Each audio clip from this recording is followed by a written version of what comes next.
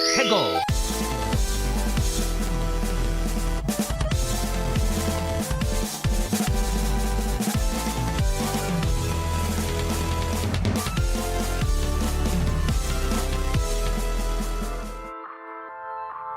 Hello and welcome to Ferret 64.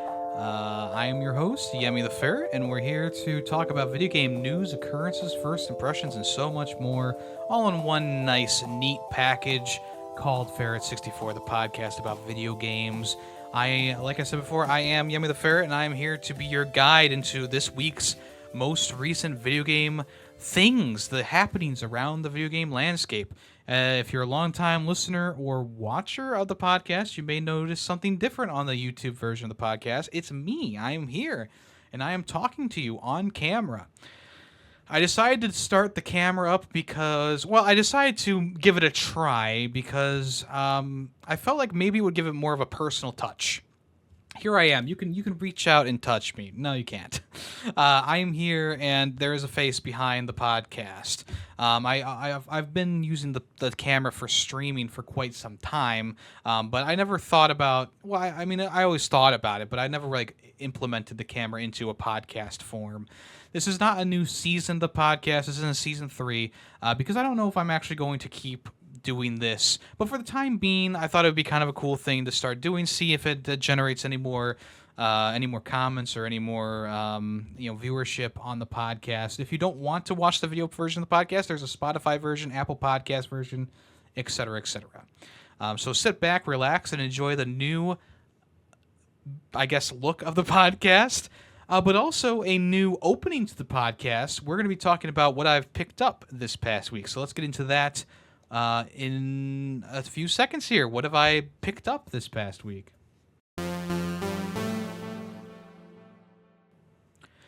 All right, yeah, one of the reasons why I implemented the camera is because I wanted to show off the games that I've been picking up. I usually get a couple games a week, at least one game a week. If I don't have anything, I have a plethora of games that I can pull off the shelf and show off, just to be like, hey, this is in my collection. Isn't that pretty cool? But this week I have a couple of games that I picked up here. The first one being Super Monkey Ball Banana Rumble, the new Super Monkey Ball game. The Day 1 edition came with this cover, which I hate, but it also came with an art book in there, adventure book they call it. I think there's a couple like drawings and stuff, and I think there's a coloring book page or whatever in here as well. So it's kind of cute. It's kind of cute. I just hate getting sleeves with games. If you could just pack this into the game case, that'd be great. Game case itself, it doesn't look too bad. I didn't have time to play it this past week. I spent my time with Shadow of the Erdtree mostly. The inside's kind of cute there. But I'm a bit of a fan of the Monkey Ball games. I haven't played as many as most Monkey Ball fans, of course, but I remember playing the GameCube one, and I think I played the last one that came out, which was called Banana Mania, I think, right? Which I think was a compilation of a bunch of levels from other games. But I wanted to pick this one up. I didn't have time to play it, like I said, but I will be playing it this next week, most likely. If you've been following me on various platforms, you'll know that I bought a PSP recently, a PlayStation Portable. And I've been starting to collect games for it. Now, collect a loose term. I think it would be kind of easy to collect all the PSP games. I'm not diving into that though. There are a couple games though that I have wanted, and there's a lot of these games are very budget friendly. If you're a collector of games and you're thinking of collecting a entire console's collection. The PSP games, the most expensive one that I've seen so far is $50 dollars on eBay, and I think it's a Final Fantasy or a Kingdom Hearts game. So they're not too bad, and I think that they will go up in price because they are a pretty unique disc feed functionality. But they're also it's a very unique system that's a bit older now. And you might be asking, Yemmy, why don't you just get a PS Vita? That still is available to go online, and you can still get games for that and stuff. I don't know. There's something about the PSP that just feels good to me. And I know that there's a lot of people who stand by the PS Vita, and I understand that, and maybe I'll get a Vita eventually. But there's one thing that the Vita doesn't have, and it's these cool little like UMD discs, these little tiny micro discs that are kind of the size of a GameCube disc, or maybe even smaller than that. I just think that this is the coolest thing ever. I know it's a little bit loud in the system, but I think it's just the coolest thing ever. So the first game that I picked up this past week was Medieval Resurrection. Yes, I know this is available on the PlayStation Plus service, and you can buy it for like $10 on there. This one was 15, and it was in pretty good condition. I think I might actually pick up at least all of the major games on the PSP and maybe some smaller ones if I feel like it, right? I don't think there's anything too obscure in the PSP's library that I would say, oh, that's going to be like $300, right? Which is why I think that the PSP games are a good one to collect if you are a collector. I also got Medal of Honor Heroes. This one, the disc didn't look amazing, but it did have the manual in there, which Resurrection did not have. And also, I think the game disc looks a bit weird. I don't know if EA maybe just bought off-brand UMD discs, or they shipped them out in these off-brand ones. It's a little bit weird. I mean, it fits snugly into the case, so it's not like it doesn't fit or anything like that. But it's just so weird seeing this clear one in here and not having that white like barrier around it. I think it is because EA published this. They didn't want to spend the extra money to get the full UMD disc, so they kind of made up their own thing. I like World War II, learning about World War II history, World War II games, and I just said, I gotta get a medal, the Medal of Honor. There's a couple of Medal of Honor games on there. There's also a couple of Call of Duty games on there as well that I want to get. Last game for the PSP is Crazy Taxi Fairwares. This is, you know what Crazy Taxi is. You drive around the city as fast as you can, getting people to the places they want to be. Another complete in box that I got. It's nothing too special, though, but I do like the look of the disc. I think the disc is kind of cool. It's got like the flame on there and the Crazy Taxi logo. Crazy Taxi is a great game. I loved playing this on the GameCube. There's, of course, multiple versions you can get across the board, and also there's a new Crazy Taxi game coming eventually from who publishes this? Sega. But I wanted to get the PSP game because, what's more fun than Crazy Taxi on the go? I don't know. We'll see. We'll see if it's fun. I don't know. And then lastly, for the pickups this week, I bought a PSP movie, one of those UMD video boxes, and I got Saw. So yeah, I thought that this would kind of be a funny thing to get because it's probably going to be like super compressed. The audio is going to be all compressed, and the video is going to be like 480p. I thought it would be kind of funny to get this, honestly. And it was only $6. It's only $6. There's a couple other movies that they're advertising there. This is the only thing that I might not collect in the PSP era is all the movies, because it's like, why do I need PSP movies, right? I can play them in terms of like watch them, but I can't play them, right? What's the point of having a movie? But I just thought, I love Saw. I think Saw is a great movie. It's probably the best of the Saw franchise, and they're like 15 movies deep at this point. But I thought it'd be kind of a funny thing to have, put that on the shelf, be kind of fun to maybe watch down the road or something like that. But yeah, that's my pickups for the week. We'll see if I have more next week or if I have to pull some games off the shelf. I have plenty of games, so don't worry. This section will never be empty. But let's go ahead and move on to the next part of the show, which is what have I been playing this past week. All right, so pretty much the only thing I've been playing this past week is the Shadow of the Erdtree DLC for Elden Ring. I went ahead and I didn't blitz through it, but I was up until about 11 or 12 at night at times just playing the game. I got a bit addicted to it this past week. So you could say I blitzed through it, sure, but I was having a lot of fun while doing it, at least. Like it was one of those things that I don't usually get this hooked on like DLCs especially, but like games, whereas like I just feel like the need to play it all night long, right?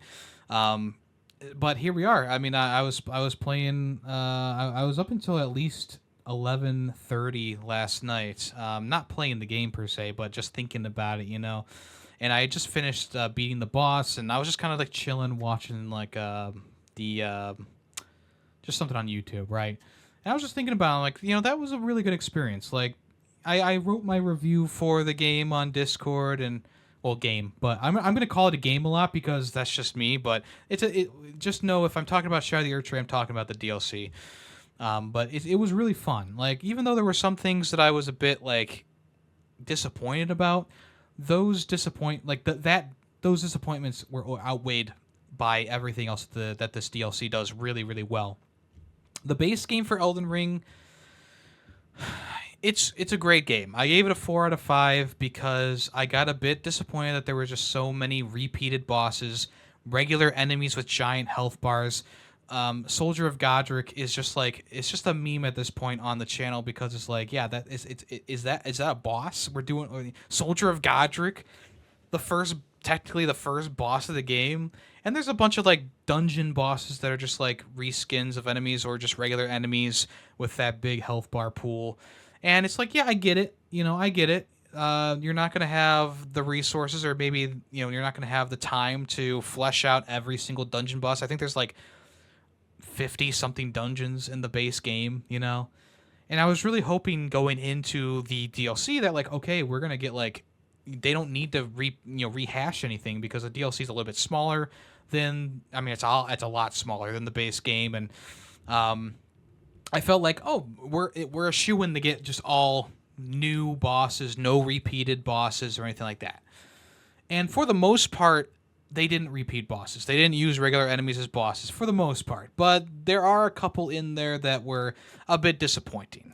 And I'll be the first one to say that the main boss designs are amazing for this DLC. That the cutscenes that happen before they they start fighting you, some of the mid fight cutscenes are brilliant. The transformations of some of the later bosses are just like awe-inspiring. Like they're just so crazy. There's also of course the side bosses that also have these crazy backstories and they have like these crazy effects happening everywhere. Like the lore and the world of Elden Ring was built upon. Like they definitely they raised it up. What can I say? It was a bit more forward facing in terms of like the story and stuff like that. And of course, you still need to read descriptions and look into lore if you want to. But if you're playing this game, you're probably not in it for the story, most likely. But I will say that the story for the game definitely more forward facing than usual for FromSoft games, right? And I think I said that about Sekiro back in the day, or Liza. I said that about Liza P recently too, but that's besides the point. Different games. So the Shadow of the Erdtree DLC, I talked about it a little bit I talked about it a lot last week, and I just want to build off of that. So if you didn't listen to last week's episode, maybe just check out the Shadow of the Erdtree talk. It's time stamped. Everything's always time stamped in the description. But I'm just going to build off of that. I'm going to try and not rehash things from that conversation, but it might happen. It might happen. But the first thing I want to say is if you're struggling with the game, if you're struggling with the bosses, if you're struggling with anything, the number one thing to do when you play the game is to find the shards of the Erdtree.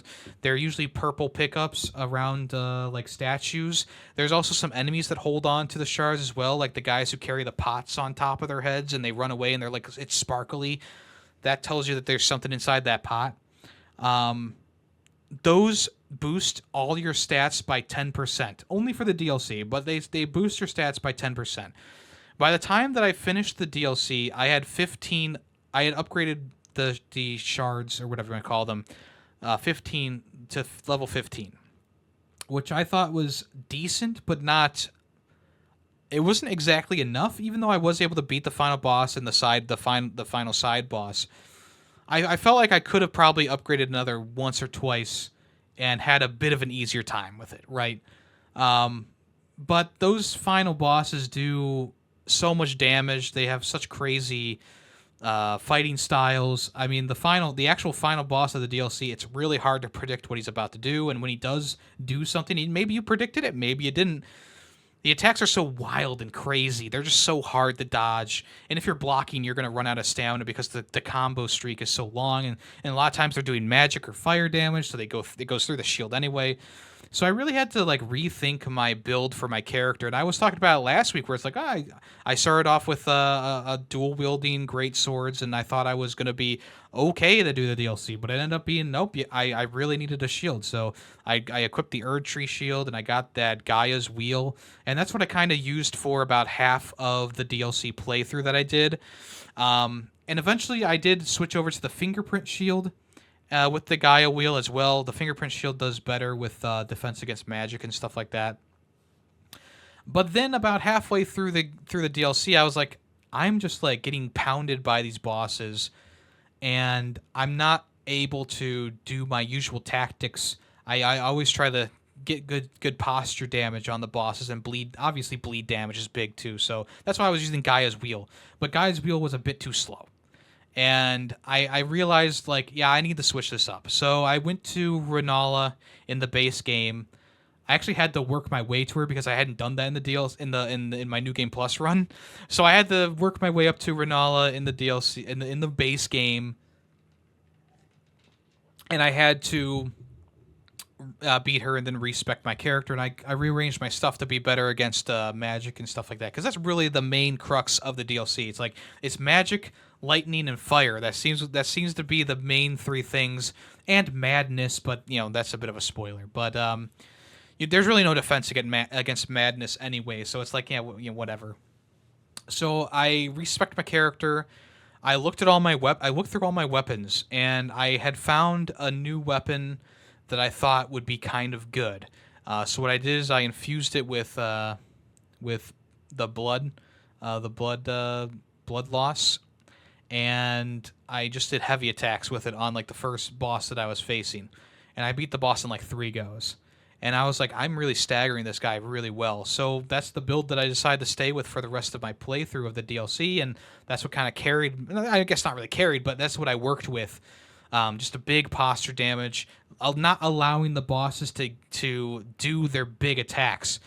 There's a couple of times during my playthrough that a boss was doing its like one-hit kill charge attack, especially that final like dragon boss guy who does like a big build-up and then he explodes, right? I was able to posture break him right before he did that big explosion, and then I was able to defeat him by just kind of wailing on him for the final few parts of his health bar. Same thing kind of happened with the final boss of the main DLC of the main story. He was doing his build-up attack, and I was like, if I don't get a posture break here, I'm dead. I was out of flasks. I was kind of in low enough health that the blast would have killed me. And I swung as hard as I did a jumping heavy attack, which is a staple of the base game that I did all the time. And he went down on one knee. I did the critical hit on him, and I just wailed on him a cup while he was standing up, and I was able to beat him. And it was such a fun but also very frustrating experience. I'm not going to say that I was cool-headed throughout my entire playthrough. I definitely was not. There were 3 bosses in particular that I got a bit angry at. One of them being the final boss of the game. The other one being Byleth, the Dragon Lord, or whatever his name is. Kind of looks like the Balrog. And then there was another guy, the Madness guy, who like his head turns into a ball of madness. That guy was also like my kryptonite throughout my playthrough, and I was getting kind of frustrated with him too. But I beat them all. I did it, and I gotta say, even though it's not the most rewarding experience ever, it was still really fun. It was really fun to do. Like, even though I got frustrated here and there, it was still a really fun experience. I think that the bosses in this DLC are some of the best, probably the best bosses that From Software has ever made, rivaling anything from the Armored Core series, any of the Souls-like games, the spin-off games. Like, this group of bosses they've made are just top tier bosses. And even though the final boss, it's a bit BS at times. Like, he's got a very fast and striking way of doing things. It's not always, you're not always sure what he's doing in his second phase, especially, and all that holy damage everywhere. It's a very big spectacle, but it's also very damaging, and it's very frustrating when you get to that second phase, and it's just like you instant die because you were standing in the wrong spot. But the designs and the movesets and the flair that these bosses have are awesome. Like even the dancing lion, which was my favorite boss for quite some time in the DLC. He just has like a really cool design. I really like the way that he looks like one of those dragon puppets that like you see at like Chinese festivals and stuff like that. And then there's also I talked about Relena last week, but she has like this really cool mid boss fight transformation where one sword does ice, one sword does fire, and then she's like twirling her swords around. It's just a beautiful like color explosion. It just looks beautiful. And there's another guy who turns into a snake halfway through. It's really cool. Kind of reminded me of Bloodborne with the Shadows of Yharnam boss fight. There's just so many cool things going on in this DLC, and there's like a couple areas that are just like really like the areas themselves to go through are also like super difficult. There's like an entire forest with madness in it, which is just it turns into a stealth game here and there. It's just so it's weird, but it's like yeah, okay, I get it. I guess we're doing this now. There's a couple other areas that just were very interesting to go through. There's like a cave that you went into that was kind of like a forge built in a volcano, and there was these enemies that could only be hit from behind or staggered from behind, really, which was really cool. There's a couple of dungeons that have all those like jars hanging everywhere, and the aesthetic is really cool. It's a little bit overused. I think there's like 4 or 5 of those types of dungeons, but they're really cool to look at, and I really enjoyed exploring them. There's also like a couple castles that you go through, which is like one of the best things about the base game Elden Ring was going through the castle of Godric, right? Like that was like a very big highlight of that game, and even going through the castle at Caelid was also kind of cool too. But there wasn't enough of those like really meticulously designed areas like that. And then this DLC corrected that. There's so many cool places you go to, so many cool like castles that you go through, and it's just one of those things. It's like yeah, they definitely went above and beyond on this one. I was really happy with the end. In the end, about the environmental storytelling and the color palettes in the world too. Like there's this whole area that has like it's like a black and red aesthetic, and then it turns into black and blue, kind of like the Backstreet Boys album. But it's just a really cool aesthetic. It's a really cool like transition into these different like looking areas, and there's like this whole underground section as well, which is par for the course with Elden Ring, of course. But there's a really cool underground section that had a really cool, unique boss fight in there. I think it's unique. I traveled most of the map, so it's possible I missed something, but I'll still, of course, boot it up here and there and look around. But it was a really cool boss fight. This guy was like riding on a goopy horse, and he did like a bunch of frost damage. He had like this really cool curved blade that was growing out of him. It did remind me of the Child of Kos or whatever you want to call it. But it was really cool. It was really cool, and I like the stage, the battleground. Yeah, and the environmental storytelling, the building of all the lore, it's all so cool. It's all really well done. And if it wasn't for some of those repeated bosses and copy and pasted bosses from the base game, I think this would have been a perfect DLC. But unfortunately, you fight the dragon. The lion, the dancing lion, twice in the game. Once as a side boss, once as a main boss. And yeah, they do give the side boss an extra phase with the Death Blight.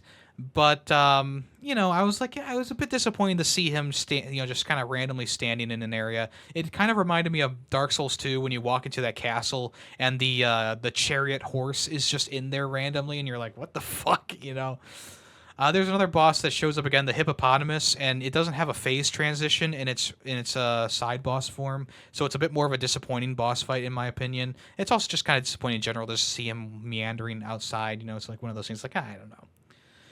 And then there's a couple of dungeon bosses that are just regular enemies, which I kind of expected, but I was hoping that they would maybe, put something on them, make them do something unique.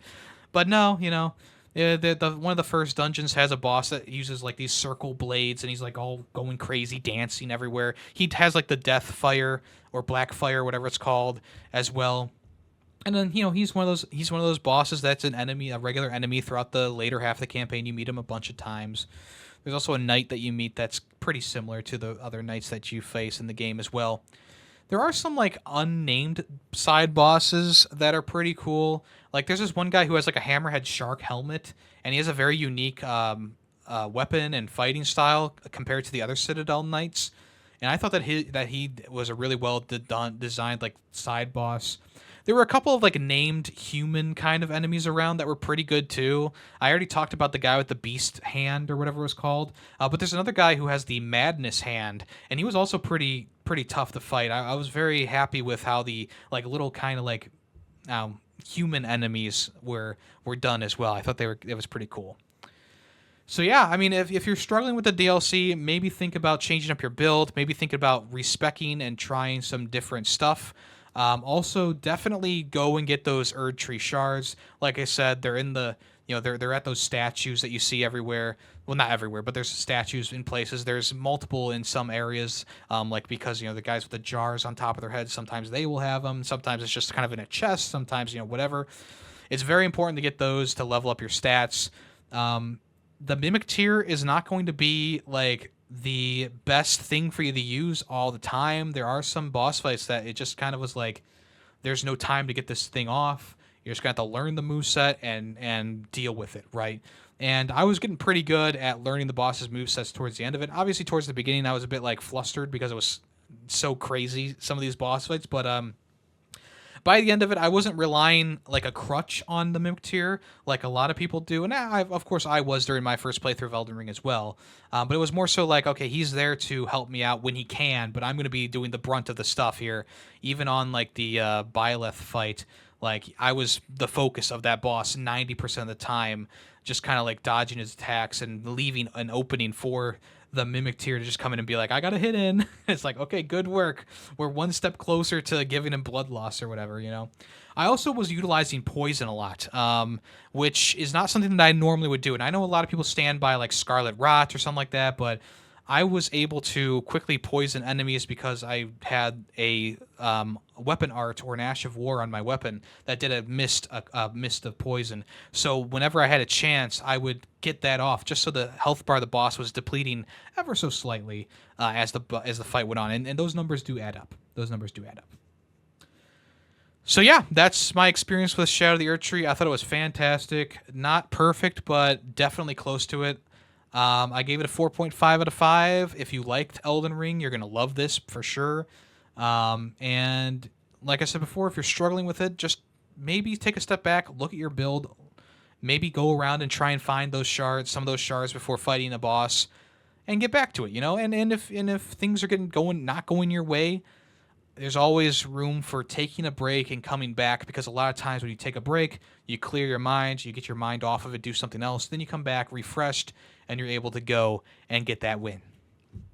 So let me know what you think of the Shadow of the Erdtree DLC down in the comments or on the Discord. I'm always there on the Discord. You can talk to me at any time. Okay, let's talk about some other games that I've been playing this past week. There is a good amount of them. I've been doing a summer gaming event on my Twitch streams where I just kind of play random games that are decided by marble races. And it's actually been going quite well. We've been getting through a lot of games that I wasn't expecting to get through so quickly.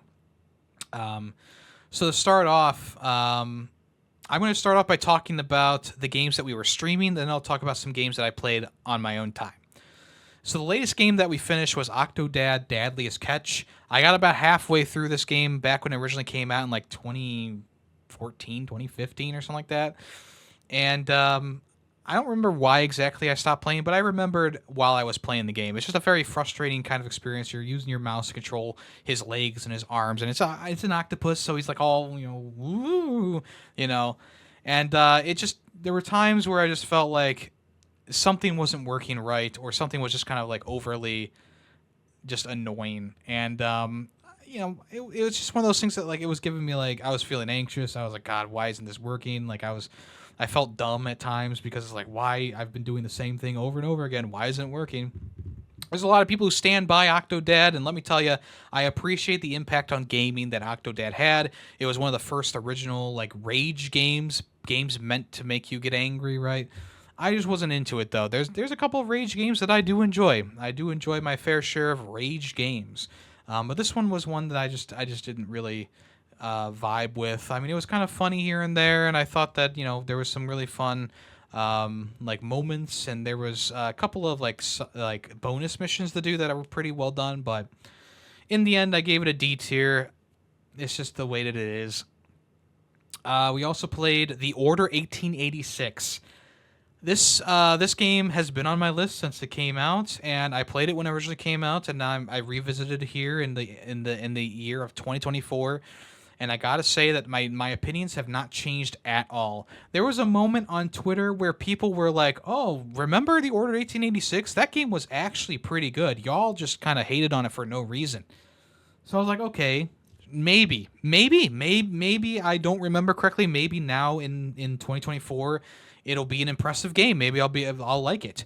But no, my thoughts were exactly the same. It's an average third person shooter with great graphics. Like the animations and graphics are amazing, and like the enemy AI is decent. And I thought that like the voice acting and stuff was also really well done, and it's a very cinematic experience. But the third person cover shooter mechanics are just very basic. The guns are kind of cool, but the more like I like the world that they built, like the industrial kind of like Nikola Tesla vision of the world was cool. But like it didn't really like show in the gameplay. Like you use all these cool weapons, but they're not really that impactful in the main thing of it all. And also the story in general is kind of basic. They introduce like vampires, but you don't fight any vampires. You fight lichens and wolves and stuff, and it's like, yeah, it's kind of cool, but it's also like kind of basic because you can literally take out all the lichens by just standing still, and it's like nothing really too crazy there. And the main character was a bit laughable at times. They definitely were going for like a Batman vibe. Especially there's one moment where you're on the bridge and you're like pounding a guy's face in with your fist, and you're like, "Where did they go? Where did they go?" And it's like, well, that's literally, you know, the Dark Knight. You know, like they're like you are literally just copying one for one the Dark Knight there. And his transformation is complete by the end of being Batman, but we never got that sequel with an open world, so that's too bad. I shed a single tear for the Order 1886.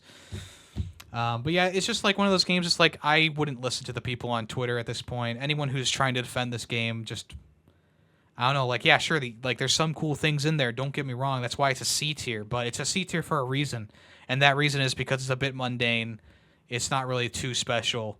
And if the only thing you care about is the animations and how enemies react to your bullets, there you go. This game's going to be a 10 out of 10 for you. But I'm not one of those people. I take a whole package into consideration. And yeah, like I said, there's cool things in there, but for the most part, it's not going to be my favorite game of all time, no matter what you say. I also played Yoshi's Story on the N64. I played on the NSO service, the Nintendo on Switch Online service, but still, it was on the N64. And it was fine. I feel bad because I think that maybe if I was younger and playing this game, I would have loved it. But playing it for the first time now, 31 years old, I wasn't like into it. It's kind of like any other Yoshi game where it's a bit too easy. It's got a bit too whimsical of a style to it for me. And yeah, sure, there was like a hardcore element where it's like, oh, you only have 6 Yoshis, and each one that you lose dies. But you know, in the end, I didn't feel that great about the game. I gave this one a C tier as well. I thought it was decent, but you know, it's not something that I'm gonna go back to or try to get like all the fruit or whatever. You know, it's just one of those games. It's like, okay, I played it, and I was fine with it. I feel like if I played more, I might not like it more, but you know, whatever. We also played and finished Halo 3 ODST. This is the first time that I was playing it since high school, and god damn, this game is good. Like I'm not lying when I say that Halo 3 ODST might be my favorite Halo game, besides from Halo 3. But yeah, ODST is like amazing. Like it takes like it has like a similar story structure to Halo Reach, which is obviously where they took the inspiration from for that game. But you follow around these soldiers going through a battle on Earth, and Earth is a place that you don't really go to when you're in the Halo universe. You're either in space or on a different planet. So you're on Earth and you're fighting through the city, and each character kind of has their own sub story going on, and then you all kind of meet at the end for the big finale. And it's just a very fun time. It's a very cool time. Every single level is kind of different in a way. Like you go from like fighting in the streets to driving a tank through the streets to flying around in a banshee to defending something. It's a very flowing and good storyline. I like the story in it as well. You play as like this rookie character for a lot of it, and you're kind of like going through the streets after the entire action is done, and it's just kind of cool. It's kind of a cool way of doing things. It was very different for the time for Halo, and yeah, it's a really good game. I gave it a 4.5 out of 5, S tier for sure. It's definitely a great experience. And then finally, in terms of games that we streamed, the Lord of the Rings, Aragon's Quest. I actually really was okay with this one. I went into it kind of being like, oh, it's probably all going to be like a cartoony kind of BS kind of game, right? No, I mean, there's actually some really cool stuff going on here, and I know it was built around like motion controls, like for the Wii and the PS3 Move. You can play it with a PS3 controller. You can also play it on a PS2 and a PSP, actually. The PS2 and PSP games are wildly different experiences from the base, the original game, though. So if you're thinking of picking this game up on PS2, it's like a top-down beat-em-up almost. And Aragorn's Quest on the PS3, the Wii, and Xbox 360 are, it's a third-person action game where you kind of like choose. It's almost like a Skyward Sword, where you choose which direction you swing your sword by using the joystick or motion controls, of course. And I thought it played decently well. Once I got used to the combat of the game, it played pretty well. I was actually having a pretty decent time with it. There are some levels that are really boring. The first level, the second level, and like the fourth level were just really boring levels. But the level where you go through the mines of Moria was great. That was like the one that really kicked it off, and I was like, oh, this is actually getting pretty good. And then the last like 3 levels of the game are all bangers. Helm's Deep was awesome. The Pelennor Fields in Minas Tirith was great as well. And then the Black Gate mission was also pretty fun. It glitched out for a second there, but hey, we got through it. So in the end, like I also like how they kind of like put it through the like Samwise is telling his kids about Aragorn's quest, right? So it's like a different spin on the formula where it's not like, I mean, it follows the movies or the books, but it's done through the perspective of after the events of the entire thing, and Sam is telling his kids like what happened, and then you play as Frodo Gamgee, who is one of Sam's sons, and you're just kind of like you learn the combat through Frodo instead of through Aragorn, which is kind of cool. I like that a lot. I thought that was kind of cute. Not like the most interesting open world to explore, but if you're looking for like a neat little Lord of the Rings game that's not going to be like as good as like Return of the King or the Third Age or Shadow of Mordor, but it's still decently good, Aragorn's Quest is going to be one that you might want to check out. And it's fun. I enjoyed my time with it. It's a B tier at most, but it's still pretty good. I still enjoyed my time with it, and I think that it gets maybe a little bit too much hate, and it's possibly because people were playing it with motion controls. Maybe the motion controls are bad, but playing with a controller with a joystick, not too bad at all. Actually played pretty well, so there you go. Also, in terms of PSP games, I finished 2 PSP games this past week, one of them being Rock Band Unplugged, which is one of the reasons why I bought a PSP in the first place, was to play Rock Band Unplugged. And this game was really cool. I really enjoyed it. You can tell that like the idea for Rock Band Blitz came from Unplugged, of course, but I think they do it better in Unplugged, where moving around the board between the 4 different instruments, guitar, bass, drums, and vocals, actually keeps your streak going, keeps your combos going. I think in terms of like a handheld portable Rock Band rhythm game, it plays really well. It's a little bit basic on the controls, but it does make the stuff is pretty difficult when you get to it. Like the expert songs, they are pretty tough, especially towards the end when you're playing things like Painkiller and Chop Suey and there's a bunch of like harder songs at the end of the game that were actually kind of giving me some trouble. And I felt like the hard difficulty was pretty decent for learning the controls. I felt like easy and medium were just way too bare bones to actually learn what you're doing. By the time that I was done with the campaign, I was playing on expert the whole time, like for the most part. But there were some things that I wanted, some songs that I needed to do in hard mode because they were just way too like aggressive with the note placements at times. And but it was actually really good. Like the set list on the game is actually pretty good. It does have a lot of songs that are similar to Rock Band 2, but there are some unique ones on there, like Gasoline by what's their face, And there was also Kryptonite by Three Doors Down, and Move Along by All American Rejects. And there's a couple of unique songs in there that I was like, oh, that's a cool one. I would have liked that one to be on the base Rock Band 2 game. There were some annoying songs on there as well, like Deluxe by Lush was on there, which is like, it's not like a great song, you know. I don't know why this one's so prominent. And of course, when you do mystery set list, like, oh, I wonder what song I'm going to get. Oh, it's always Deluxe, and I don't like that song. Like, it's the one song in the game I don't like, but it comes up every single time. Still a great experience though. It's a banger for sure. It's great. I really enjoyed it, and I gave it a 4.5. On the other end of the spectrum is Star Wars Renegade Squadron.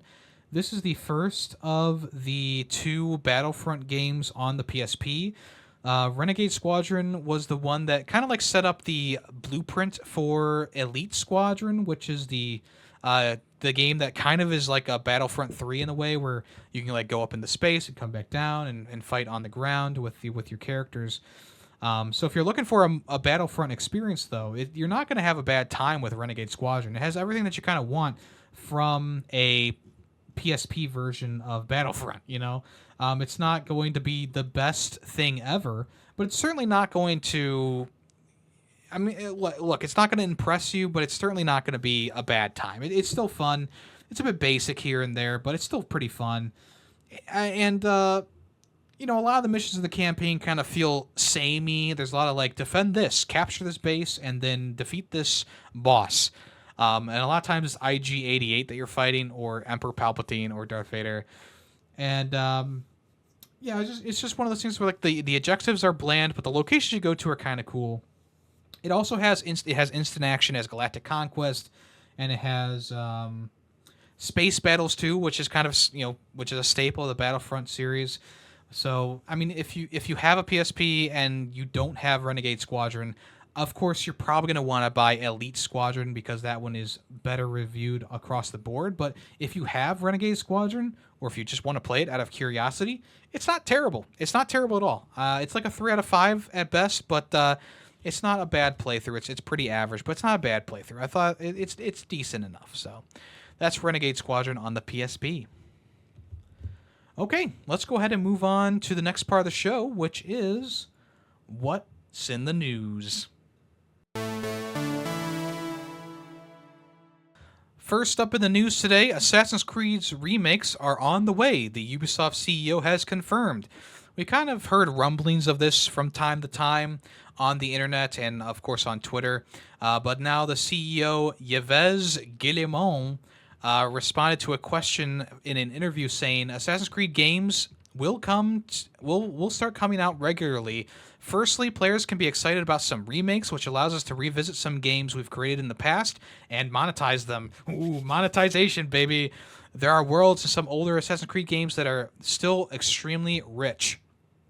So games that people are thinking that they're going to remake. Assassin's Creed 1, of course, because that one has never got a remake or a re-release in general. I think they re-released a version with Assassin's Creed Revelations, but it was still running on the same hardware, so it wasn't really a remaster per se. It was just kind of like a re-release. Another game that people are saying they're probably going to remake is Assassin's Creed 4 Black Flag, which, of course, is one of the most popular Assassin's Creed games out there. And then another one that they could do, which maybe would help it, is to redo Assassin's Creed Unity. If they're saying that these are going to be remakes and not remasters, that means that they'll be changing stuff about the story, about the gameplay, and stuff like that. So if they do change up Assassin's Creed Unity, make it more playable, I think that'll be great. Black Flag, really all Black Flag needs is a revamped parkour system. Same thing with like Assassin's Creed Rogue, and Assassin's Creed Freedom Cry could also use that as well. The parkour is just not great in those games. Even Assassin's Creed 3 doesn't have like a great parkour system. It runs on the same engine. But they also continue to talk about the future of the Assassin's Creed franchise. Secondly, to answer your question further, there will be plenty of experience variety. The goal is to have Assassin's Creed games come out more regularly, but not for it to be the same experience every year. There are a lot of good things to come, including Assassin's Creed Hex, which we announced, and it's going to be a very different game from Assassin's Creed Shadows. We're thinking we're going to surprise people with that. So, I mean, look, one of the downfalls of Assassin's Creed was a yearly release schedule. Back in the day, it was Assassin's Creed 3, then Black Flag came out, and then Rogue and Unity came out, and then Syndicate came out. And people stopped caring because the games didn't evolve fast enough. It's a similar problem that like sports games have or Call of Duty has at times, where just like a group of games just are not they're not evolving with the times and fast enough because they're making them every year. They're working on them during the same time as the last game. I don't want that to happen to them again because we got Assassin's Creed Valhalla and they said, okay, we're going to take a bit of a break. We're going to really work on the next game. We're going to keep putting out content for Assassin's Creed Valhalla. We're going to work on these new experiences. And then they announced Mirage, which was good. I enjoyed Mirage. That came out. You play it. You have a fun time with it. After that, they announced a bunch of other games like Shadows and Hex and whatever. The new VR game that came out. And it's like, okay, we're starting to pick back up the train with Assassin's Creed. You know, Mirage sold pretty well. I'm sure Valhalla sold pretty well. You still have an audience. You still have I'm still the audience. I still enjoy playing Assassin's Creed games. I mean, we recently played Freedom Cry here on the streams, and even though it wasn't my favorite experience in the whole world, it's still like playing an Assassin's Creed game. It's usually a fun time, especially when the ship battles are present throughout the experience. So we'll see what happens. What games get announced to be given the remake treatment. I'm sure that Black Flag is going to be the first one that they announced that they're remaking. It maybe needs a remake at this point, but I mean, I played it a couple of years ago. It still feels great. Like, even though the parkour is kind of iffy, I think the game still, you know, in terms of like ship battle, the look of the game, it's not that bad at all. I know that they've re-released these games a couple times, like on the Switch and stuff like that, but and also, like, we really haven't seen a remake of an Assassin's Creed game. We've seen remasters of like the XCO collection with Assassin's Creed 2, Brotherhood, and Revelations, but we haven't really seen a remake of an Assassin's Creed game. So we'll see what that entails in the future. Don't Nod has delayed its next game called Lost Records to avoid the new Life is Strange game. If you don't know, Don't Nod was the original creator behind the Life is Strange games. They did the first game, and then Square Enix bought them and bought the IP.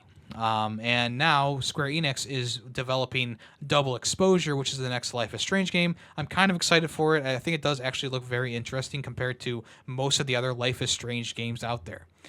But in a Twitter post, the CEO named Oscar Gilbert said, "We know that many of our fans are eagerly awaiting this game, just as they are the recently announced next installment of the Life is Strange game.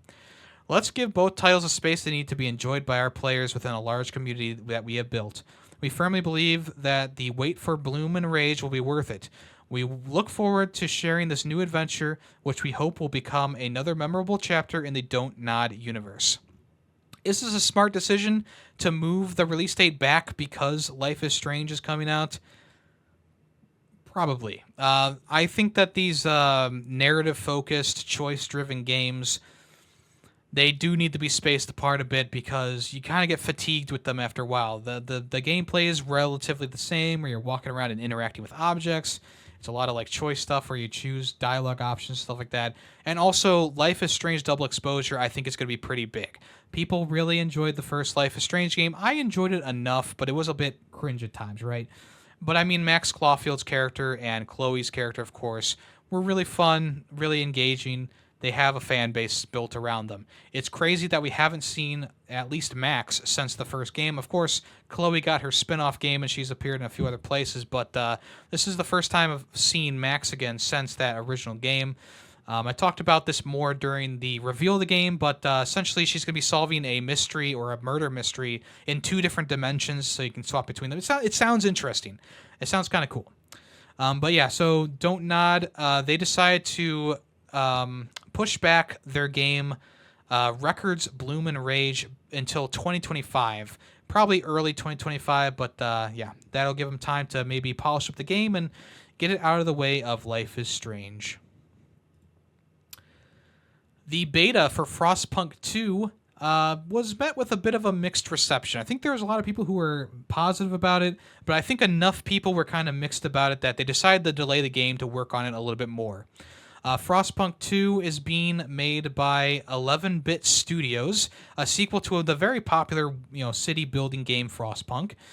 So developer 11-Bit Studios has decided to delay the game's release from the 25th of July to the 20th of September, with console ports being delayed as well. They made many keen observations on areas that they could improve or add to the final game. People who pre-ordered the Deluxe Edition can participate in a week-long play session covering 300 in-game weeks in sandbox mode, closer to when the game releases. I think this is a good idea. Like, if people are having trouble with it and you're not going to release it in like an early access stage, yeah, fix it before it comes out. I think that's a great idea. On Steam, the developer explained, as we analyzed your feedback and prioritized things we want to add to the game, we realized that to properly do them justice and to guarantee the best possible experience at launch, we need more time to finish the development of Frostpunk 2. So if you're interested in the game, you're going to have to wait a little bit longer for it to come out, but I think it will be worth it because they are polishing it up and taking people's comments into consideration. All right, SteamWorld Heist 2 caused a bit of confusion. The most recent trailer for the game had the Xbox Game Pass logo in it, and that made people go, "Oh, cool! The game is coming to Xbox Game Pass." Now, this wasn't shown off in any other trailer, from what I remember, but I think that this was a bit of a flub because SteamWorld Dig 1 and 2 recently came to Xbox Game Pass, and I think that something got mixed up, and SteamWorld Heist 2 got the Game Pass logo on there on accident. Now, they came out in a statement and said, we inadvertently included a Game Pass logo in our reveal trailer. We have not finalized our distribution plays for SteamWorld Heist 2 at this time. We'll share news about our distribution plans closer to launch. So the latest trailer was a pre-order trailer, if I remember correctly. And I'm definitely gonna buy the game. I mean, there was no doubt in my mind that I was going to buy this, especially after how much fun I had with SteamWorld Heist 1. And the Game Pass thing it's a fun inclusion. Yeah, sure, it'd be great not to have to pay like $20 to play the game, right? But I think in this day and age, I think that they're going to want to make the money over putting it on the service. Like, sure, there's going to be more eyes and people playing it, eyes on the game and people playing it. But the profit margin is going to be a lot lower. I mean, just recently it came out that Hellblade 2 Senua's Saga undersold. And I wonder why. Maybe because it didn't come to Switch or PlayStation, right? But also it was on Xbox Game Pass. And I think that when you put a game out on Xbox Game Pass, and Xbox should know this by this point. I mean, they've done it a couple times. I mean, they just closed down the Hi-Fi Rush developers because their game didn't sell too well. And you know why? It's because they released it on Xbox Game Pass. And more, people are not. I mean, you don't have to spend extra to play the game. So why buy the game when you can play it on Xbox Game Pass for no extra cost? It's a no-brainer. And Xbox has built this brand of like, okay, well, it's on Xbox Game Pass. We're releasing all our first-party games on Xbox Game Pass no matter what. And now people are stuck on that. So they can't change their ways or they're going to get really heavily shit on.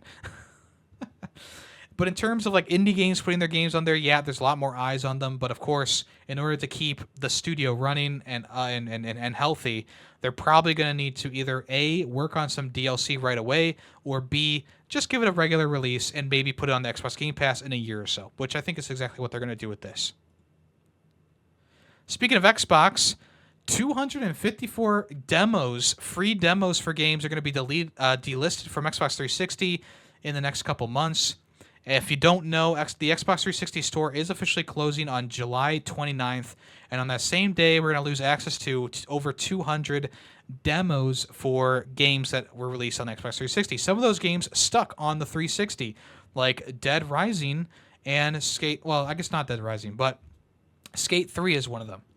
So there's way too many for me to like talk about in general, but like all these demos on here, if you want to add them to your Xbox, you'll need to add them to your library, and then you can probably download them for the rest of its days. But still, if you're interested in trying one of these games out, I mean, demos aren't a bad idea. And the Xbox 360 was during like the age of demos, right? We don't really see demos as often as we did back in the day.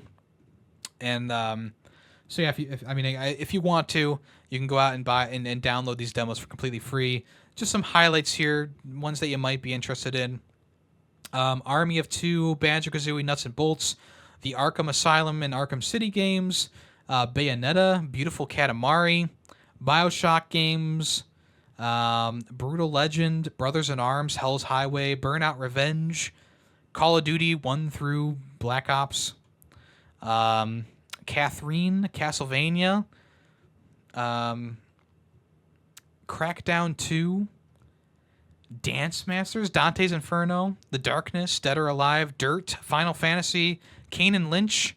The Lego games pretty much all have a demo. Lost Planet, Mass Effect 2 and 3, Mini Ninjas, Resident Evil 5, Ridge Racer 6, Sonic, pretty much every single Sonic game, Star Wars The Force Unleashed, Stuntman Ignition, Tom Clancy games, Twister, Vanquish, Wall-E, Viva Pinata, Zoo Tycoon, and there's plenty more where that came from. So, if you want to check out any of those demos, if you're looking to buy one of these games, but you don't want to fork over the money without having tried it out first, maybe try out a demo. Those will only be available until July 29th, along with everything else in the store. So there's a lot of sales going on right now. Pretty much every week, new games have been going on sale. So if you want to get any of these games before they're gone for good, now would be the time. You actually have a month left at this point. Of course, the physical market probably won't go away for Xbox 360 for quite some time, and the prices probably won't jack up for quite some time. But if you want to try to get some of these games that don't have physical copies, this would be the time. The time is now. All right, the pricing for the latest slew of Switch games have been released. Most of them are the usual. Mario and Luigi Brothership is $60, and pretty much all the games from the Switch that were revealed during the Switch. The Nintendo Direct last week are about $60. And that includes Donkey Kong Country Returns HD. Now, this is a game that released for $50 on the Wii and $40 on the 3DS. And there is an argument to be made that's like, okay, well, let's say the base game is $50 and then they added the 3DS levels into this game, so now it's $60, right? Still, though, this is a much older game than even Tropical Freeze was when it came out to the Switch, and that was also a full price $60 game for whatever reason, even though it was $50 on the Wii U. And they didn't really add anything into this game to really give it like a new funky mode kind of thing to it. It was just like, okay, we got the 3DS levels, we got the base game levels. That's pretty good. Sell it for like $40 or $50. $40, please. Like even Metroid Prime Remastered was $40 when it came out, and that had more work done to it than this game. And once again, it's also kind of crazy that Luigi's Mansion 2 HD is also $60. The reason why I didn't pick that up is because one, I wasn't a huge fan of Luigi's Mansion, but two, it's all $60 for Luigi's Mansion 2 HD, a 3DS game. Sure, there's some stuff they have to do with that to make it playable on a Switch. They have to change the aspect ratio and take out the motion controls and stuff. Not motion controls, but touch controls. I get it, but it's like, okay, but $60. Are you planning for this to fail? And the same thing can be said about Donkey Kong Country Returns, where it's like, yeah, a lot of people love Donkey Kong Country Returns. I love Donkey Kong Country Returns, but $60 for a game that, one, I already own it for like $20 on the Wii, but two, I mean, what was really done to it other than an up-res in the graphics, and Donkey Kong looks a bit fuzzier, I don't know, it's a bit crazy. The pricing strategy is a bit weird, but it's Nintendo. What are you going to do? And I think they're trying to get their last bit of life out of the Nintendo Switch lifespan. And if I am correct in thinking that the new console is going to come out, around like summertime next year, then Donkey Kong Country Returns HD might be the last hurrah, and Metroid Prime 4 is probably going to be a cross-console, cross-generation game. Speaking of Mario and Luigi Brothership, it's been talked about, like, who's developing this game, what's going on, why isn't the original developers on this game? If you don't know, the original developers of the Mario and Luigi saga was Alpha Dream. They closed down a couple of years ago at this point, after they put out the Mario and Luigi Dream Team plus Inside Bowser's Story combo for the 3DS, right? They were the original developers of Mario and Luigi, and Nintendo has said that there is a couple of people from Alpha Dream working on the game. They didn't specifically say who, but they did say that there are a couple of people from that studio who are working on the game. Others have moved on to other things as well. They also said that some of the people from Alpha Dream worked on the Super Mario RPG remake. So they're still floating around the company. Even if Nintendo didn't buy the studio, there are still people who worked on these Nintendo games in the company and working on these games that I'm guessing that we won't really know who worked on them until the credits roll on the games. But that being said, it's nice to know that some of those people from Alpha Dream are still working on the series. Probably the lead developers and stuff who had the biggest hand in the original games, probably. But yeah, we'll have to wait and see exactly who in the future. All right, let's go ahead and move on to what's coming soon.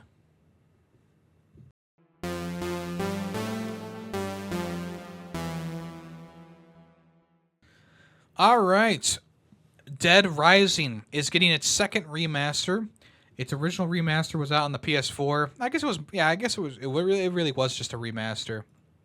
And this new one is coming sometime in 2024. I don't know if they actually gave it a full release date. We'll probably see at the Capcom show coming up this week. In terms of like an opening trailer for the game, I mean, it doesn't look bad. But also, like, I don't know if it's like gonna be worth to pay full price for this. But if it's like $40, like, sure, yeah, definitely. If you don't know, Dead Rising, it's like a zombie killing game. You just kill zombies in every way possible with chairs and weird contraptions, rocket launchers and stuff. And you're essentially at a mall, and you're just trying to survive until the army gets there or whatever. And you play as this guy Frank West, who's like a journalist. He's taking pictures of the whole thing, so you get like points for action shots and stuff like that.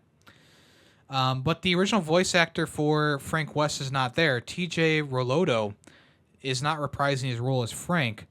So we don't know who is the new voice of Frank. I'm sure he's going to be fine. But, it's one of those things like, okay, kind of weird that the original voice actor's not coming back. Maybe they thought that he sounded too old. I mean, it's been like, 2006? So it's been almost 20 years since the original Dead Rising game came out, so whatever. But, I mean, he did come back for Dead Rising 4, so it's like, why couldn't he? I don't know. But we'll see how this remake looks in the future when they release more footage of it. Right now, it just kind of looks like, okay, yeah, it's a remaster of a remaster. We'll see how that goes. Concord, the new PlayStation exclusive game. Well, I guess it's also coming to PC, but pretty much the PlayStation console exclusive game that people, and including myself, have likened to Overwatch and other hero shooters.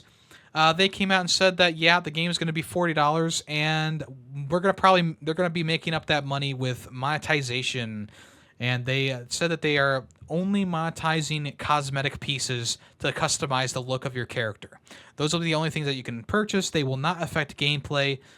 They said in a quote, Kim Krines said in a quote, "We believe so strongly that the full experience should be available to all players," which is good. I'm not going to complain about that at all. They're hoping that they can support Concord for the long term. There will be new maps, new modes, and new characters coming over time, along with the game's unfolding story. Helldivers 2 is a good example of how the monetization kind of worked in that game, where it's like, okay, it's all cosmetic. Even though there's heavier and lighter suits of armor, you can still get those things for money, and then you earn like the requisition points yourself to earn the new weapons and stuff. That's a fine way of doing it for a live service game. We'll see if Concord has a season pass. We'll see if it has loot boxes or anything like that. I don't think it will, but it's always on the cards. You never really know until a game comes out, and even then, sometimes after the game comes out, there's a later update that adds those things into it. Plants vs. Zombies 2 Garden Warfare was one of those games where it's like the first 2 weeks of the game being out didn't have the card packs, didn't have the loot boxes and stuff like that, and then 2 weeks after all the reviews came out, they added the card system to the game where you had to buy card packs to get the new characters to unlock. And it's like, okay, that's a bit shady. I don't think that Sony would do this, but you never know. You never know. But in the end, Concord, I think, is going to be a bit of a mixed bag when it comes out. I think that a lot of people are going to skip on it.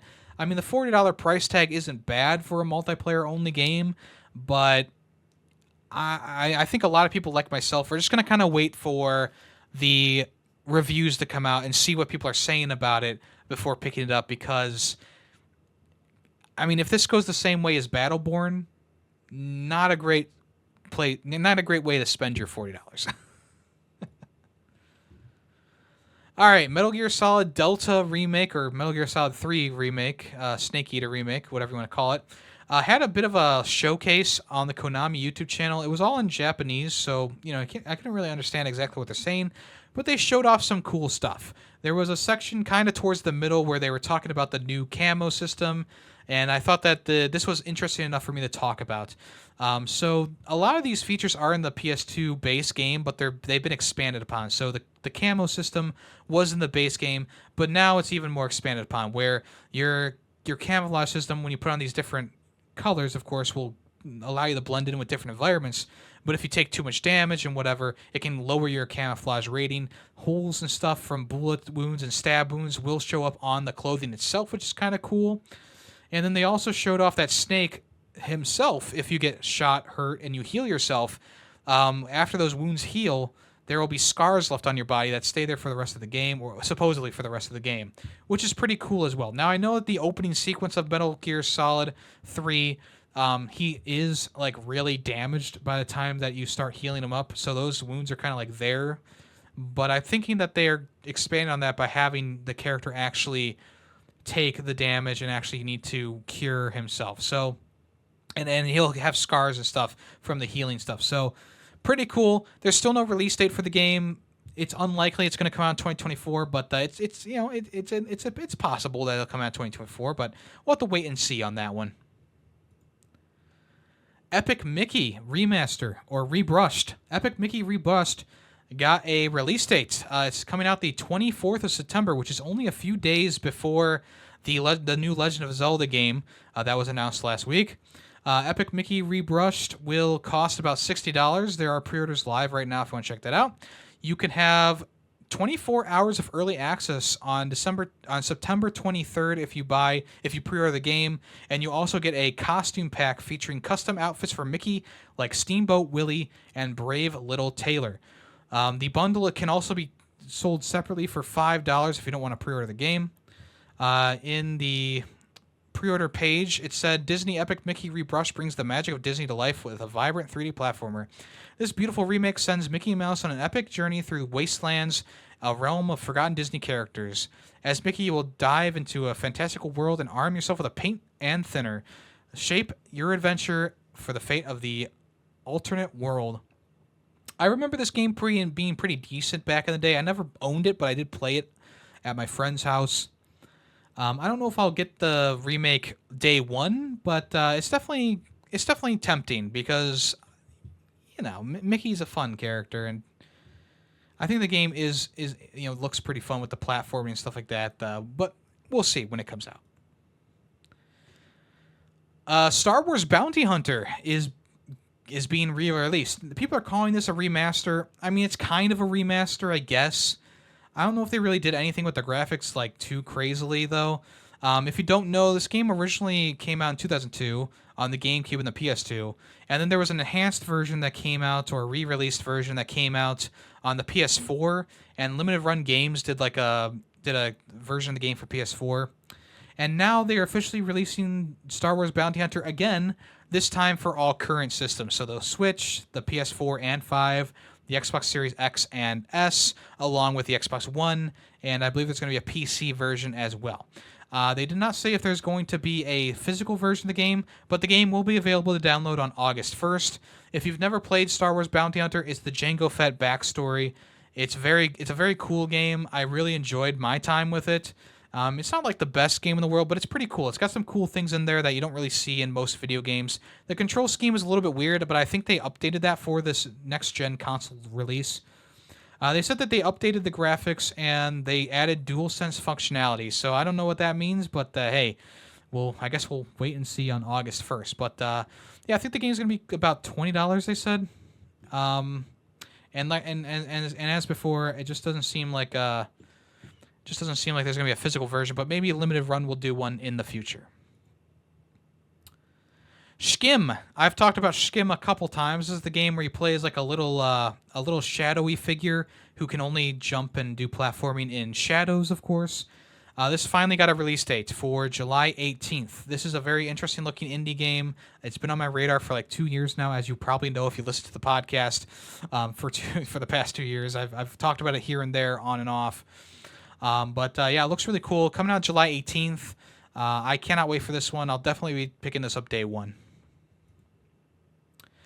Metal Hellsinger is getting a VR version for the PSVR 2.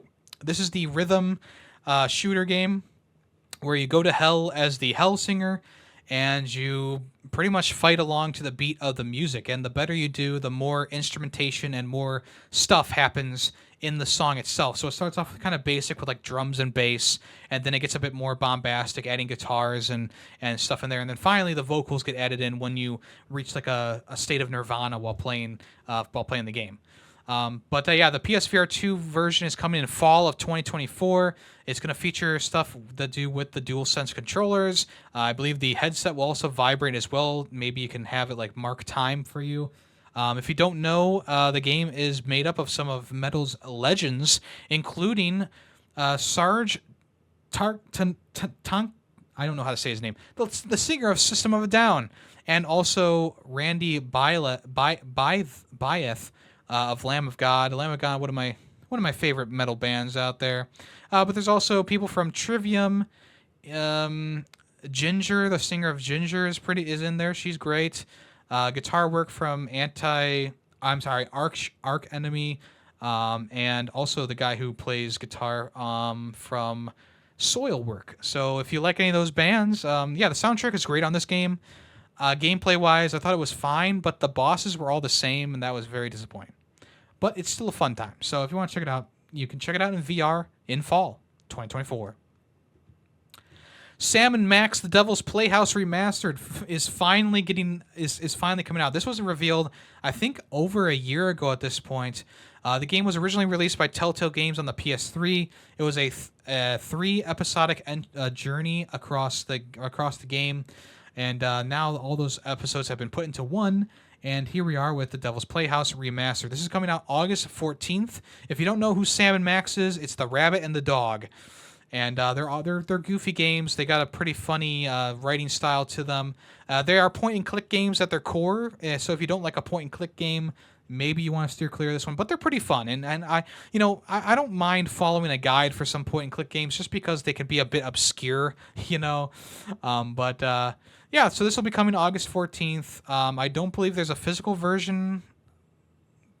Let me see, Amazon. Oh, there is a physical version. So, yeah, you can get a physical version if you want, or you can get it digitally. And a game called Kinniku Nero Super Muscle Cat is coming to console. This was originally released on Steam. It was actually originally a Kickstarter game that failed to meet its funding goal, but it released on Steam and got some success there. And now they're going to be porting it over to the console market, so PlayStation, Switch, and Xbox. This is a game where you play as this cat who can transform into a super muscled-up, steroid-up freak. But in the end, it still has a cat for a head. So it's kind of a cute little game. The soundtrack's pretty bumpin'. It's a fast-paced, platforming, beat-em-up kind of game. And you'll spend most of the game's time in the muscle state, as the article says here. Yeah, I mean, for a game that failed to get its Kickstarter goal, I mean, it's got a lot of charm into it. It's got like an anime aesthetic to it. There's like words that pop up on the screen when you do specific things. Of course, there's like mini games where you lift many different objects and try to lift them as fast as you can. The character design is pretty good. A new green waifu is in there as well. Maybe Callus might want to watch the trailer for this on the official Kamo Tachi YouTube channel. But yeah, I mean, it looks kind of funny, looks kind of cool. And like I said, this is coming soon on console. I think it's already available on Steam. And finally for today, PlayStation Plus Essential games for July have been announced, and they will be available to download on this Tuesday, so the 4th, which is the 4th of July. Pretty cool. So your games for this month are...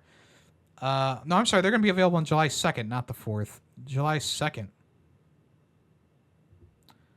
Oh, I'm looking at the June calendar. That's why. July 2nd is Tuesday. Okay. So, yeah. So Borderlands 3 for both PS4 and PS5. NHL 24 for both PS4 and PS5.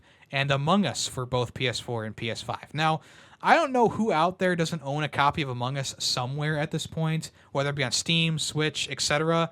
But to have Among Us be a PlayStation Plus game, essential game, is just kind of weird. I feel like everyone has Among Us in some form, so it's like, why are we doing this? Borderlands 3 is not a great game. I know it was on my top 10 games the year that came out. If I ever redid that, I would probably put it either lower on that list or take it off that list, because in the end, I was not too happy with the experience. As you know from the video that I put out, Borderlands 3 has a boss problem. It's one of my most successful YouTube videos, and it also has a cameo from P2 in there. Maybe if you want to check that out, that'll kind of illuminate my points there. When I originally played it and I wasn't really thinking about it, yeah, I had a great time, and sure, it probably would have been a top. It deserved to be a top 10 game. Nowadays, looking back on it, I do kind of regret putting it on there, but I don't change my top 10 list because at the time it was my top 10, a top 10 game. Nowadays, I probably wouldn't say that, but it's in the history books at this point. And then NHL 24, a sports game. If you don't like hockey, might not be a game for you. The NBA game that was on the service wasn't too bad. This is obviously made by a different studio, but it's just one of those things where it's like a lot of these sports games are kind of hit or miss. And I don't know. I haven't really played a hockey game since the PS2 era with NHL Blitz. Me and Greedy Waffles used to play that. So I don't know. Maybe I'll try it out. Maybe not. At least if you have PlayStation Plus Essentials, at least add them to your library. You never know, down the road you might want to play them. Who knows? And I guess out of all three of these games, if you haven't played Borderlands 3, it's probably going to be the one that's going to interest you the most. Has some fun gameplay in there. Has some cool stuff going on. It's a long game too, so you're going to get your money's worth, you know. But yeah, check it out if you want to. All right, let's go ahead and listen to the song of the month. I'm sorry, the song of the week. I do these every week. Let's listen to the song of the week. If you know the song's name and the game that it came from, put those either in a comment down in the comments below, or head over to the Discord and comment in the Ferret64 section. If you get it right on the Discord, I'll give you a super reaction. And if you get it right in the comments on YouTube, I will give you a hearty congratulations and a heart and a like as well. Let's listen to this week's song right now.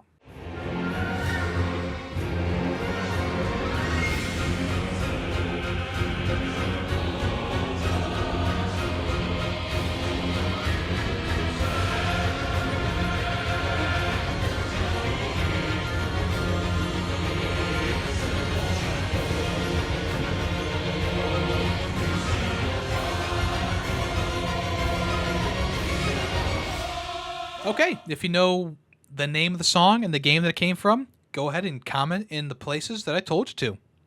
Thank you so much for listening to this episode of the Ferret64 podcast. I really do appreciate you a lot. If you've been listening from day one or even back in the Yemmy cast days, that's so long ago at this point. I really appreciate you. We'll see if the camera thing sticks. I don't know. Maybe it will. Maybe it won't. I guess tune in next week to find out. If you like what you see, though, let me know in the comments below. Let me know if you want more of these types of episodes where I do a camera. I'd be happy to do it. It's just turning on a camera and taking a shower in the morning, you know. Yeah, thank you for listening. If you want to check me out on any other places, I stream on Twitch Monday, Tuesday, Wednesday, Thursday, and Saturdays at this point because we're doing a summer bonanza. And then I also have some other stuff that I do, including the Film Freaks podcast, where we talk about movies. The latest episode is about Transformers Revenge of the Fallen, which was a fun episode. We shit on the movie a lot, but it was a fun episode. And I also do other things on YouTube, Twitter, etc. It's all at Yemmy the Ferret or Yemmy the Ferret VODs if you want to catch up on the latest streams. And that's it. That's it for today, folks. Thank you so much for listening once again. I am Yemmy the Ferret, and I'll see you next time. So long. The Ferret64 podcast is owned and edited by Yemmy the Ferret. The song Nightshade, used in the intro and outro, is owned by Adhesive Wombat. Small sound clips during the podcast were made by Yemmy the Ferret. News sources include NintendoLife.com, PushSquare.com, and PureXbox.com. All opinions video game related are my own. Thank you for listening.